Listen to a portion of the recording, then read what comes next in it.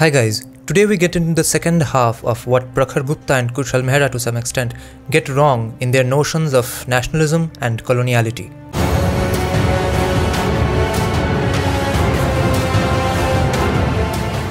Hi guys, first of all there's a problem. I had made a video of the entire interview chopped up according to just the questions I wanted to address from their interview, and I by mistake deleted that. So what you'll see today are the questions because I had the audio according to the questions I wanted to address, but I deleted just the video. So I threw over the entire video over the audio randomly, so the lips won't be syncing with what they were actually saying because I didn't have time to chop it up again according to the audio. So that might seem weird, so it won't be in sync, but I will address the questions. And I didn't use the entire video because I do agree with a lot of what they were saying. I only made responses to whatever wrong they were saying. Right. So we are at this police station getting permission for my American friends and then, whatever, traveling. And we see in very quick succession, there is animals on the street. There is a temple and the processions on the street. There is a mosque and the people are on. My friend remarked instantly, she's like, in India, everything's on the street. And that made me begin to wonder about the difference between the public and the private in India. So here, he doesn't yet assign a quality to what his friend saw in India, whether he thinks it's a good idea or bad idea to hold processions for everything. And he doesn't yet clarify whether he thinks it's a good idea or bad idea, but he does set it up for a particular thing he's about to say a little later. But for now, what I want you to do is observe that he's talking about a statement that his friend made about India having public processions. Now, I immediately get the reaction in my head that, okay, whether he's thinking about it in a bad sense or a good sense. So I immediately try to track it to our own history. If this thing has been in India forever or not, or whether it was imported by some other culture. And we have very strong historical evidences for these things. Not for maybe everything that I'll try to think of whether it has historical roots to India or not, but this thing has. We have always heard of religious processions, dharmic traditional processions for a number of dharmic things, and even political. Processions have always been done for welcoming kings, whether be it Bharat or ancient Rome. But notice that both he and his friend somehow attribute this to only India, assuming his friends are from America, which he said they were. So somehow they are not taking into account America's obsession with street processions, whether it's 4th of July or welcoming their military heroes from some war which happens almost every weekend, and when their soldiers return, and various kinds of political processions, protesting for things. Somehow they remember that they have so far ignored that idea altogether. They think this is an Indian issue, be it good or bad. That an idea like the national anthem before a movie is so widely accepted also in India. If they try to do it somewhere here, these people are going to be like, are you out of your mind? Before a movie, you're going to play the national anthem.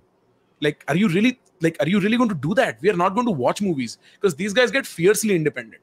Okay, as you saw in the previous statement that he said something factually incorrect to set up this premise that Americans are not obsessed with public processions and blocking streets. I'm no fan of traffic jam. I'm only analyzing whether it's factually correct or not, and whether this does have some index source of founding and roots or not. So far he had said that Americans are not into public processions.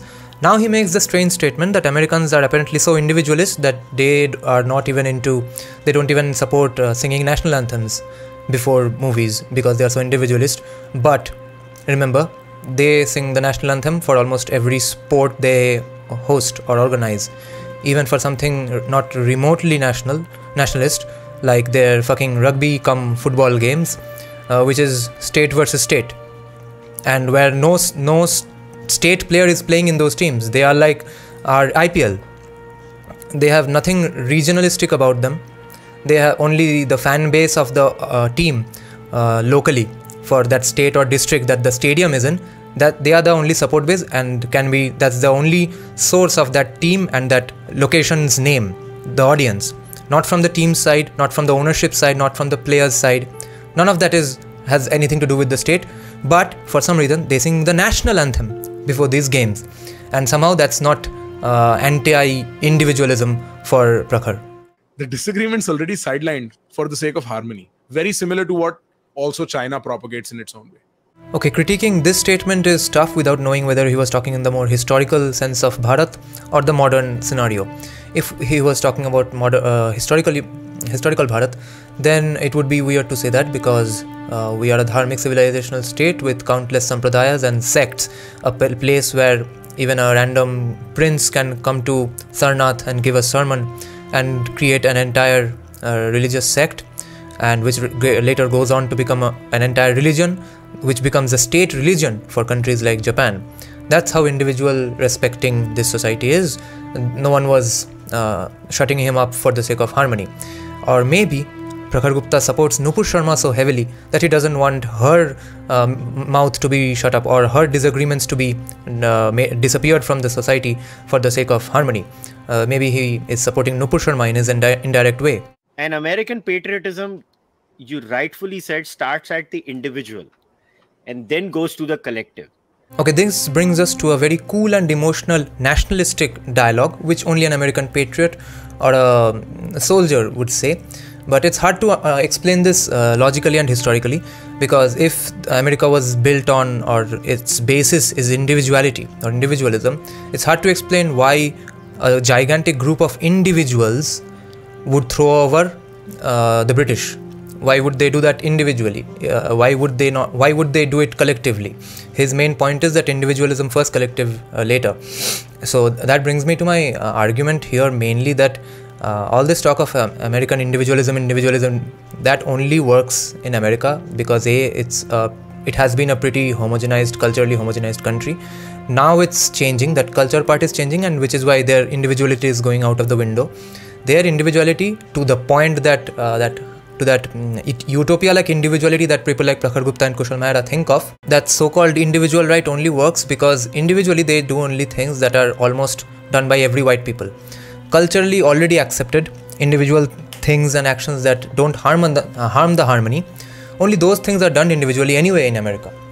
So you could argue that and that's why that works. And the moment that America started having more and more non-white people, their individuality started also going out of the window, and they started to have a problem, a contradiction, a confrontation with the oncoming cultures who hate individualism, or who are at loggerheads with their individualism versus the cultures that are coming their individualism, and that's creating clashes on all levels in America. Make sure you know that. And you could argue that the good things, let's say owning a gun or hunting, these cultures of America, which are very individualistic and almost illegal in India, these things are not possible right now. These things are not done by Indians because of two reasons. You have to differentiate how they are different. You have to explain how they are different from USA. So let's get to guns. Of course, our personal self-defense weapons were taken away by the government centuries back, by the British mainly, and that's when our habit of owning guns and owning weapons to defend yourself went away. Other than that, the reason for guns, and as well this reason for not having individual rights and depending more on the government, that does not entirely begin with Nehru. This kind of the king will take care of it mindset happened because there were good kings. With Ashoka, who was vicious but almost run a socialist economy, and other great kings, which we have countless numbers of examples for. All of them were good, benevolent kings who took care of their citizens. Now differentiate that with white people of America. What America is started in 1776 when there were no kings anyway. They were on their way from a ruthless other oppressor, which they threw away, and started this country. So before that, who are they under? Under ruthless kings of England. That country sucked so much that they left their entire fucking continent and way halfway across the world, or not halfway, or at least across an ocean to find a king. That country was so bad they escaped it, but that country's head kept hovering over them, and that's why, as a response, they had to throw it away and say, no, we are done with government, so fuck this, we are taking it in our own hands. Remember, collectively throwing over the government, by the way, not individually. Not one man will take care of this. And Arnold Schwarzenegger came and defeated England. That didn't happen. So it might seem like I'm arguing that India's kings have been so good for the last 1,000 years that at least better than USA. That's why we had this complacent attitude. No, that's not what I'm saying. I think now would be a good time to bring up Islamic coloniality. and how that affected the minds of Indians, obviously. But it obviously took a lot of time for that coloniality to get in. But before that, there was just violence and threats, and people being poor and ending up giving jizya, all of which led Islamic invaders to entirely epistemically and physically and geographically take over the land and take over the minds of the people. But why wasn't it stopped in the initial phases? That is Prakhar's main qualm with Indian civilization, is that it led to infighting and gave way to invaders. I think he's under the impression that India was one united country under one united religion, which wasn't the case. Being a civilizational state means having differences and still living in harmony, which is why he thinks harmony is somehow opposed to individuality. But since we had not back then yet faced such a problem before that, we got it wrong. But we didn't get it wrong for 5,000, 6,000, 7,000 years. We started getting it wrong only in 1100 AD. Now, with Prakhar's history knowledge, he would probably argue that back when the Islamic invasion started in 1100 AD, why didn't entire dharmic traditions of Bharat unite and throw away the Islamic invaders in the first place? You have to remember that being an accepting culture, maybe first they thought, okay, we have had invaders, they have all embraced our culture and country. Maybe perhaps some of the Indians thought that they could do it with Islamic invaders as well. Remember, I'm reading a Bengali history book about Bengalis before Islamic invaders, and the historian, he's not a leftist historian or a right-wing historian. All I know is that in the preface, Jadunath Sarkar has said that he's a good person, and hope you guys read his book. He has given sort of an encouragement, but he writes that before the Islamic invaders, there were no gigantic shifts in people's lifestyles and their religions and way of life. He doesn't go ahead and mention that when Islamic invaders came, all these bad things started happening. You have to add that up on your own. But he mentions that kings coming and going were just another phenomenon. The communication networks were non-existent. So maybe you are under a different king, and 7 days later you find out that you are not under that king anymore. And he's like, okay, so why do we care? Let's go to work. Because even in Arthashastra, Kautilya repeatedly writes that no matter what kingdom you invade, your first job as the king is to go and learn that place's culture, traditions, rituals, and go hand in hand with their processions. Go to the street and celebrate. He says that to kings. Guess when that changes? And guess why we got it wrong. So think of it this way. 1100 AD, India, and a largely more or less militarized society, lots of soldiers in the people, and even common people have some sorts of weapons or hammers or what do they call it, axes and stuff in their homes. And Islamic invasions happen and they can't fight with the Islamic army, and local kings fall, and bigger kings fall, and all of them have to face the brunt of Islamic invasions, and that's how their mind gets defeated.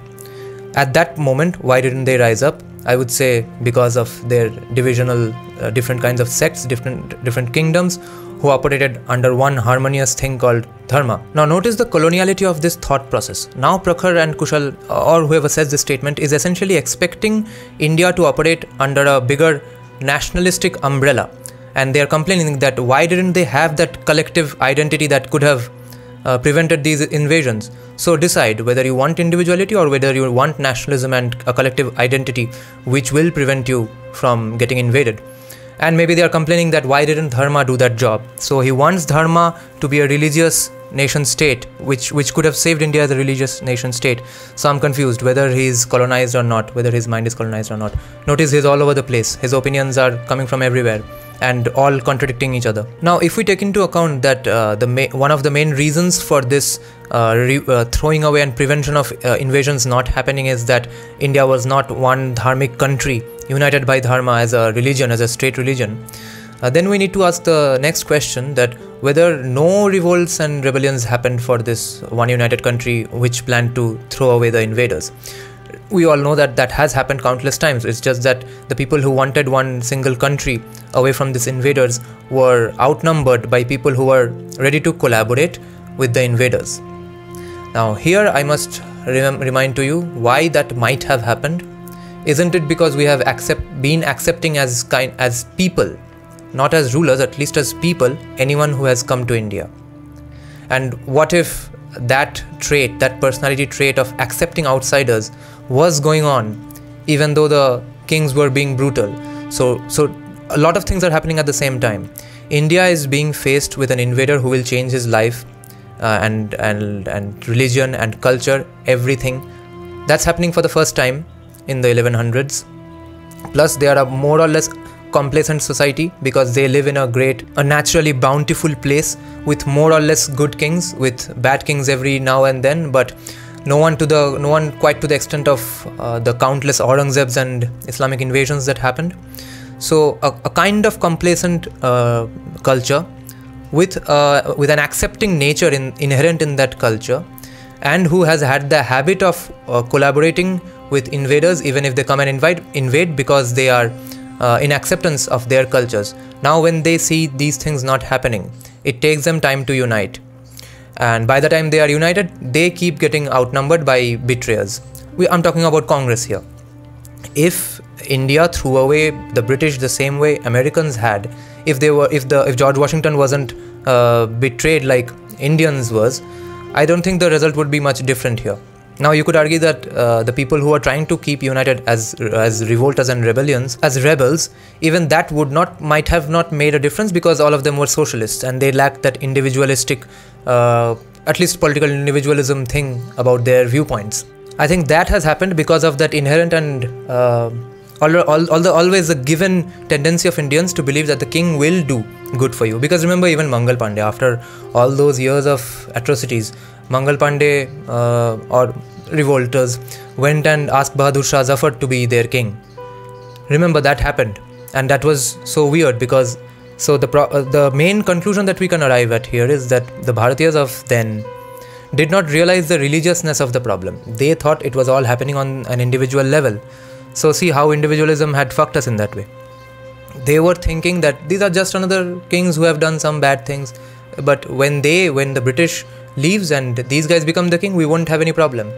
So I think the problem that Sitaram Goel diagnosed had first time happened only with Sitaram Goel, not for the other 500 and 600 years. No one realized that this entire problem is religion, Abrahamic religions versus dharma. You cannot analyze it from a desert tribe. You cannot analyze it from a geographical perspective that some outsiders came, we were the insiders. No, outsiders are always come. The problem has been that we have not understood Christianity and Islam. That is the beginning and end of this problem. So if magically they had realized immediately that, oh no, we have had a 5,000 and 6,000 year old civilization, but right now there's these new invaders that have come, we really need to study their religion from beginning to end to understand this problem.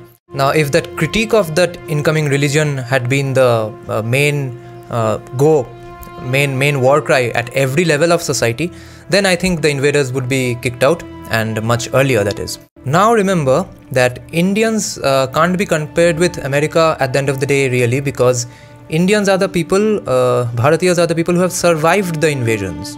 Americans are not the people who have survived, they are the people who have wiped out a civilization, wiped out countless indigenous religions. So what if USA's individualism need not get affected by social harmony because of their inherent unity in them being a people who have wiped out an entire people, a culture, and have come to this place from outside? What if that thought never left their mind? American patriotism is civic nationalism or civic. It stems from the constitution that was built on the robust principle of individualism. The robust individuality of doing only things that are also done by everyone else around you. We definitely need a grand narrative, especially because we are so different inherently, all of us. Linguistically, culturally, food-wise, la. Yes, Prakhar, we need dharmic nationalism. In the same way, I think there has to be an ontological difference between the Abrahamic and the dharmic end of the world that hasn't been painted to me very clearly. Probably I've not read enough or looked enough. Okay, to start with, bring J-Sai Deepak on your podcast again and discuss it further, since you have not read enough and looked enough. Are you asking me what is we at that time? Are you talking about we, my panth? Are you talking about my prant? Are you talking about my desh? Are you talking about my philosophy, and my philosophy which darshan? And then they'll be like, oh, you're just trying to wiggle out of the answer. No, I'm playing on my turf. I'm playing on my terms. Yes. See, another example of how Kushal Mehra believes in decoloniality but hates the word decoloniality. I think I'm beginning to get the impression that he doesn't understand decoloniality and confuses it with post-colonialism. One of them is to make your decisions on your own terms. Of course, when you play with society, you trade off some of those freedoms for the sake of society. Of course, that happens. And that is all J.S.I. Deepak essentially says. So I don't know what's the problem of individuality with harmony. I don't owe my life to the government. I don't owe my life to the nation until I decide who I owe my life to. No, in India, that's not the case. In India, you literally owe your life to the government because you take free rations, free schooling, free hospital, and a lot of things for free, which is why you do owe your life to the government. You might not do that as a richer person, but unless that is changed first, this notion can't be changed as well. The question again comes back to this shoving down of things down people's throats historically has only worked in societies where either they are Islamist or China. Okay, here Kushal is kind of hinting that when nationalists criticize someone for not being nationalist enough according to their standards, they are essentially shoving down nationalism someone's throat. Now here I would like to remind people of what happens to vegans. I am vegan, and let me tell you what shoving we do, because since vegans get accused all the time of shoving down their opinions, we comment on people's posts on Instagram and Facebook, hold a placard here and there once in a while on some street corner. You see a PETA hoarding somewhere. That's all veganism does. And that is what Kushal also mistakes as shoving down someone's throat. Commenting on someone's social media post is not shoving down someone's throat. And if you want some harsh reactions to shoving down throats, now unless someone sends some goons to your house or wants to go ahead and behead you for being anti-national according to their standards, then we have a problem, obviously. Then, I mean, I would defend you as well. But no one's doing that when someone's calling you anti-national. If does someone want to beat you up, then it's a law and order problem, in which case I'm totally with you. But if you are talking about shoving down in the sense of comments, I think you are explaining that you are hinting that no one should be commenting on your profile posts. Then you are saying that you should not be getting comments about you being an anti-national ever on your YouTube account or your social media handles. I don't think that's what you want. Then why are you complaining about people shoving down? I'm not saying India needs to have a law that allows the burning of a flag. That can be debated. But America is still a strong society. Are you trying to say because they allow burning of flags, that society is crumbling? Well, he mentioned this earlier as well as one of the great things about America's free speech scenario, that they get to even burn the American flag as a part of a protest. Now, I'm very confused about that action, because what patriots and conservatives will tell you is that they want the free speech of having it burned, and some patriots will tell you that no, they don't want the flag to be burned. But the leftists will tell you, who usually burn the flags, that it's just a piece of cloth, why are you bothering about it? And the argument against that would be that if it's just a piece of cloth, then why are you burning it? The obvious motive behind burning the flag is that I dislike the nation I am in, and that nation is unfair to me, and therefore I am burning the flag. In which case the question arises, if you are hating your nation for because of the current problems arising out of the political party's actions, are you really right? And should you have the right? Now, in terms of whether that has contributed to America's descent into stupidity, I would say yes. What Kushal is saying, that he's not sure, I am sure. Yes, what that kind of thinking leads to additional actions. Yes, all of that has led to America's decline. The long road of jingoism ends up in what China is. And I don't like to be like China. Well, here I'm in agreement with Kushal that I don't like to be China. But and I agree that jingoism leads to becoming China. But I don't think what he accuses Indian nationalists of being, unless you are totally against free speech, other than that, the people that they have described, I don't think that is jingoism. And I would agree with Kushal when he says that we need stronger free speech laws and not tightening the screws further. But free speech laws need to be free for all, and as is in the case of India, we don't even have proper free speech laws yet, but it's already one-sided, mostly against Hindus all the time. Burning of flags in America does not lead to the society being crumbled. And the singular reason for that is it has nothing to do with the flag. It has everything to do with their economics. Okay, first of all, we shall see whether economics saves them or not. Secondly, Prakhar seems to be under the impression that economics also happens out of the blue, in a vacuum, in an isolated situation.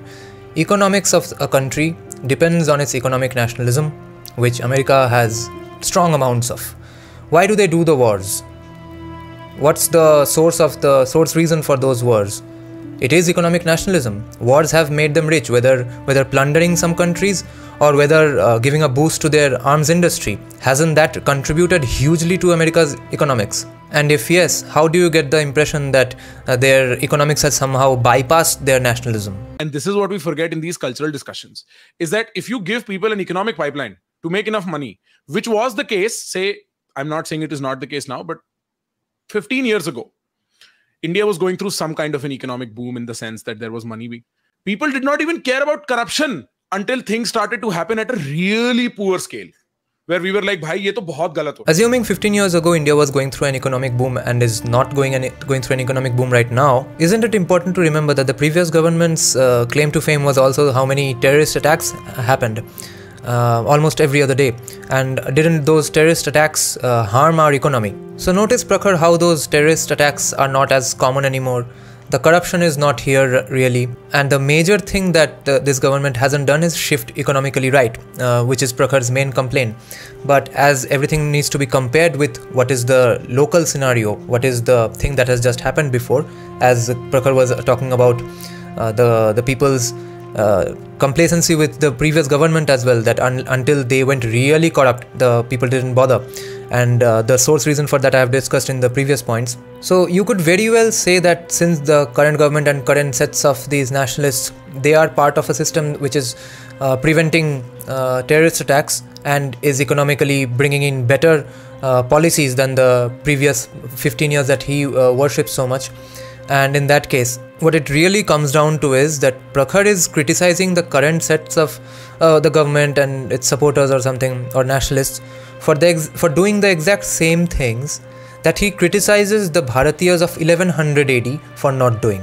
That is the entirety of his arguments. Partially get invested in making money in this capitalist nightmare that we live. They forget about these cultural issues very quickly. That's one way of looking at it. Yes, and they will get screwed for it. If you have something to be stable about, which is the cash, the cultural issues can take a second seat and maybe then dealt with better. Well, he thinks that we will have a better time if we let go of our cultural issues, and only our richness is going to prevent us from getting killed for doing gustakhi. Power as a concept ka relationship with the Gandhi family and Congress khatam nahi hua hai. Okay, so Prakhar is apparently under the impression that the Gandhi family does not have any power in Indian society. And also he's under the impression that 1947 to 2014, that power is equal to 2014 to 2022.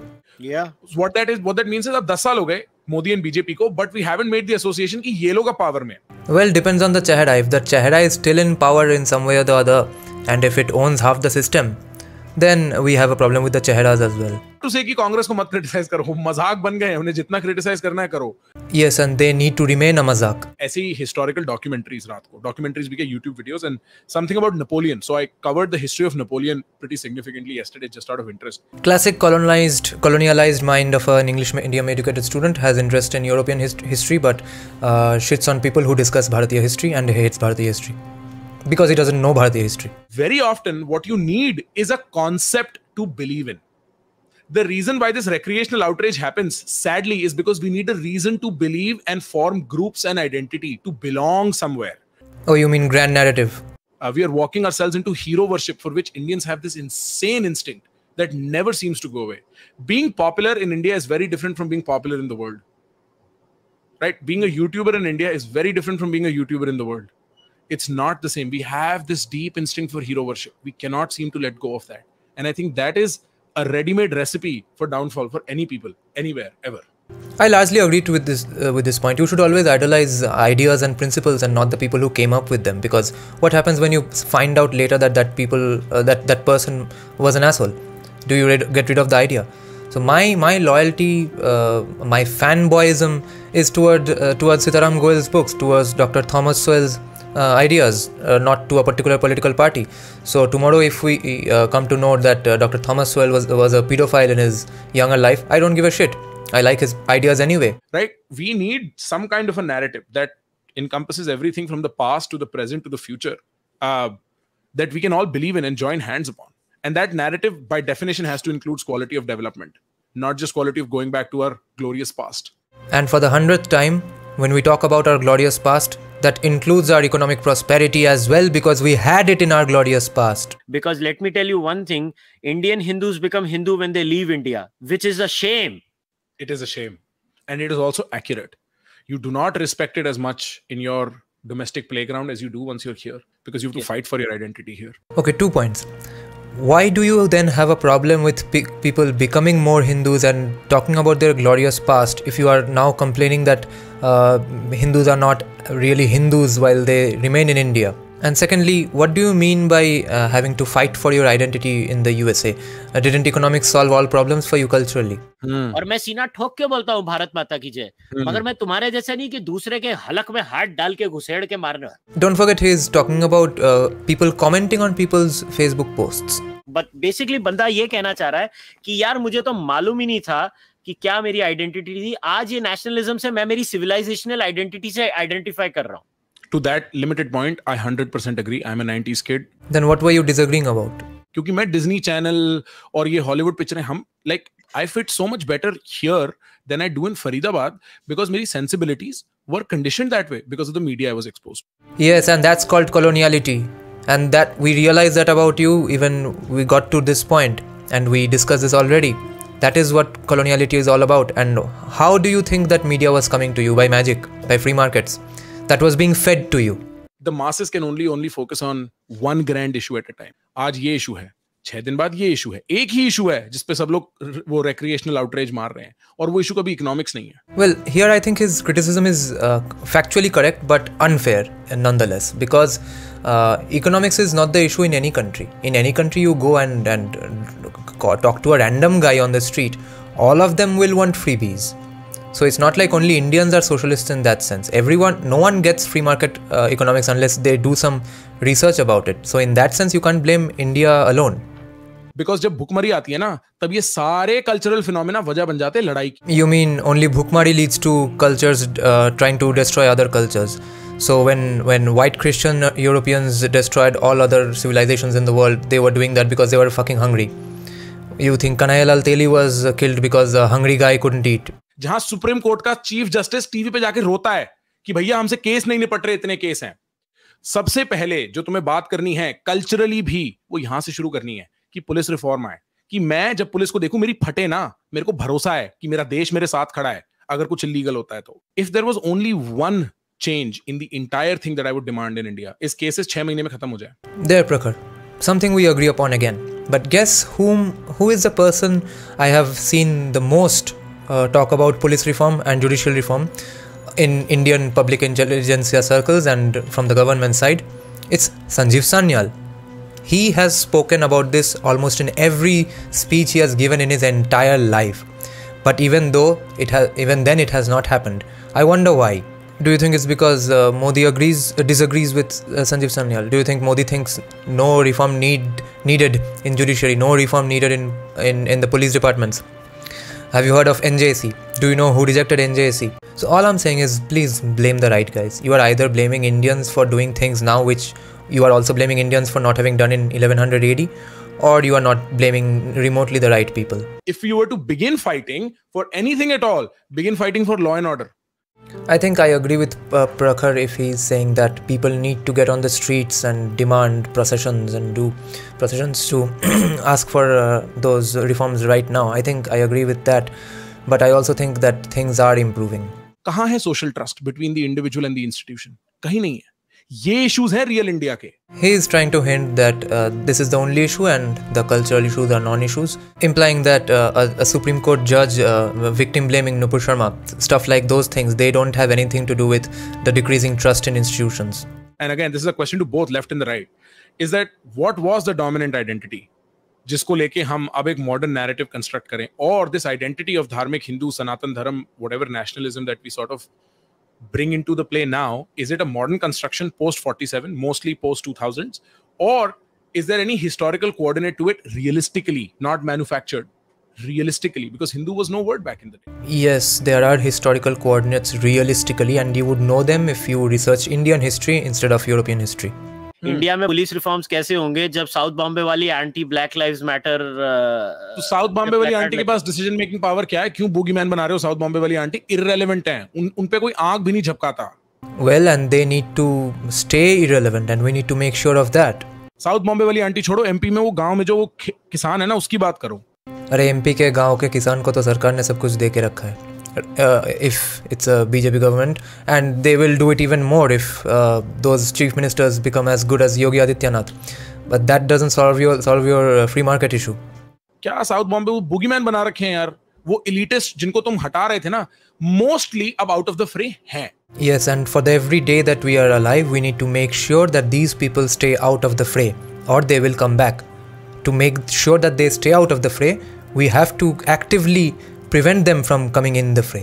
अब उनको boogeyman बनाते हुए पीटते रहो और 5, 7, 8 साल, क्या हो जाएगा उससे? रियल चेंजेस दिखाओ ना. Well, a lot of real changes are happening, which you don't know obviously because you have zero knowledge of Indian government's policies. But a lot of more real change could have happened if according to you, government should have shot dead all protesters and shoved in actual farm laws and shoved the NJC down Supreme Court's throat. Then you would see even more real changes. So, without free speech, तुम nationalism की क्या बात करोगे? आज तुम्हारे हाथ में है ये बोलना कि nationalism ये है. कल को तुम्हारा पड़ोसी तुमसे वो छीन लेगा. और ये अगर तुम्हें देखना है तो जाओ गुलाग, जो गुलाग्स में हुआ रशिया में. I agree what he's saying about free speech being the bedrock of a civilized society. But remember that gulag as a word was not known to us when we were growing up, especially as 90s kids. I'm 100% sure, I'm 99% sure that Prakhar didn't hear the word gulag before 2017 or 18. Because do you know how gulags got famous? Nowadays, every day, everyone uses this term that, oh, you'll be sent to a gulag. Oh, communists send them to gulag. Do you know who made this popular in our generation? Jordan Peterson in 2017 and 18, because he kept talking about that book called The Gulag Archipelago. Before that, everyone used to talk about concentration camp. And why was that knowledge not common? Why was the knowledge of gulags not as common about concentration camps? Because these elitist aunties that you don't want us to criticize, that you think we are turning into boogeymen, because they were holding the narrative for the last 100 and 150 years.